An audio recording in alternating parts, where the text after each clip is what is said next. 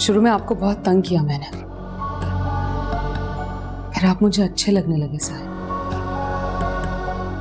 आपने अपनी बहादुरी से दिलनवाज का दिल जीत लिया। मुझे पहले क्यों नहीं बताया?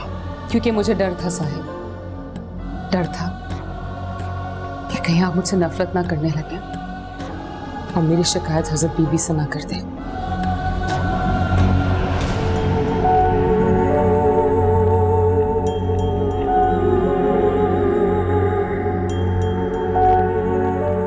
मोहब्बत करता हूँ तुमसे,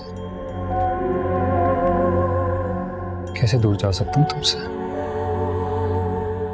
मुझे सिर्फ ना चाहता हूँ दिलनवाज के एक दफा अम्मा अब्बा से मिल लो, एटलीस्ट वो तो मुझे पागल ना समझे।